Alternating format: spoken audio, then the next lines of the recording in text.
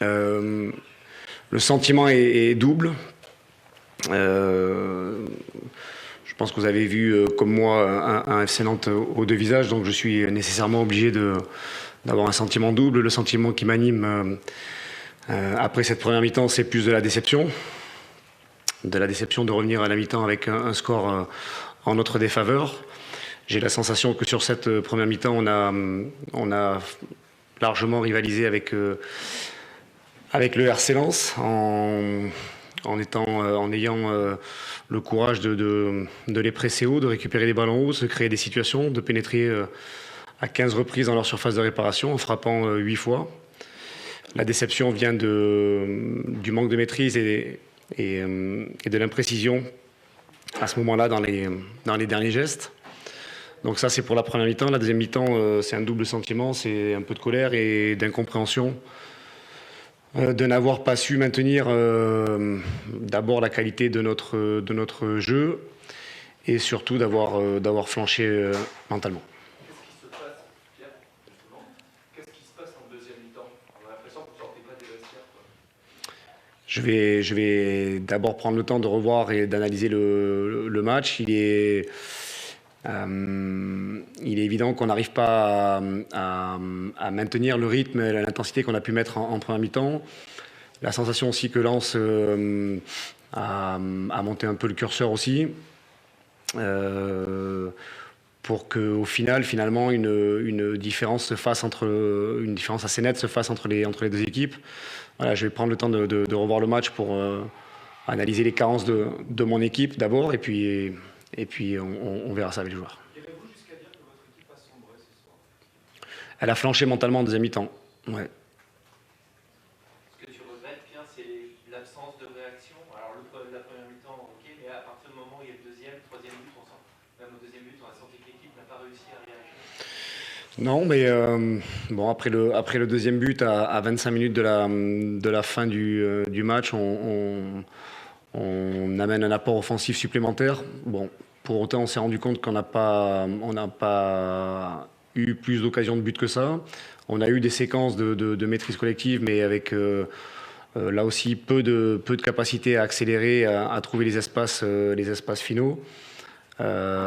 Et cet apport offensif nous a aussi parfois déséquilibrés, donc, comme sur les deux derniers buts, sur les transitions lensoises. Donc voilà, le deuxième but m'amène à faire ce changement, mais derrière, il n'y a pas nécessairement de réaction ni dans le jeu ni dans les têtes, quoi. Tu disais que Lens avait monté le curseur en deuxième période, mais pour la première fois, on a vu une deuxième mi-temps avec un Nantes qui n'a pas vraiment réussi à jouer son football, en fait.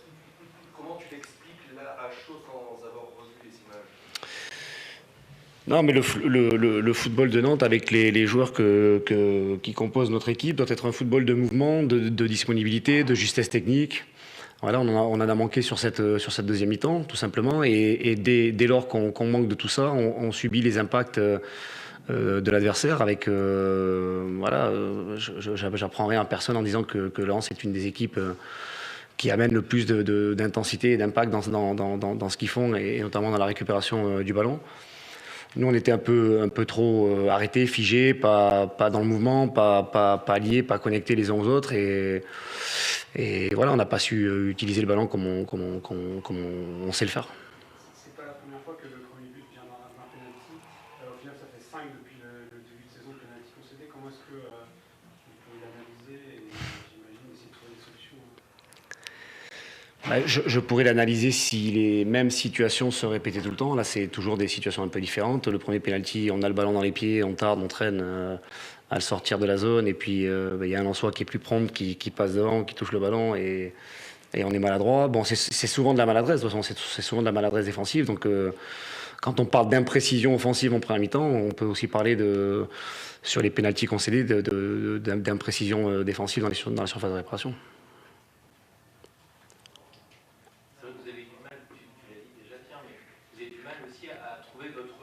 Parfois vous rassurer dans les situations difficiles.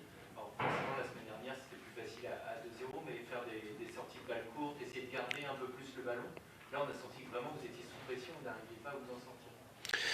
Oui, mais là, c'est là qu'il faut C'est justement là qu'il faut avoir beaucoup de caractère et beaucoup de personnalité pour ne pas se cacher quand les éléments sont contraires, quand la pression est importante, quand le score est en notre défaveur. Il faut encore plus de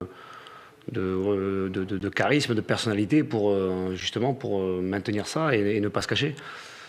Et voilà, aujourd'hui, je pense que tous les joueurs ont été un peu moins bien et d'autres et certains beaucoup moins bien que d'habitude. Donc voilà, contre ce type d'équipe, c'est évident que ça ne peut pas suffire.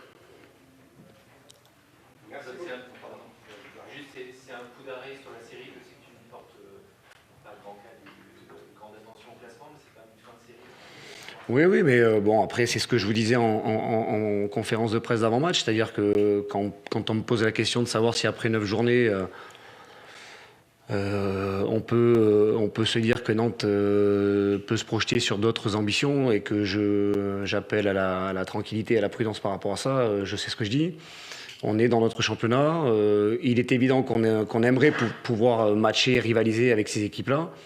Bon, mais on se rend compte que pour l'instant, ce sont des équipes qui nous sont supérieures. Voilà. Mais ça ne veut pas dire pour autant que tout est remis en question, tout est remis en cause.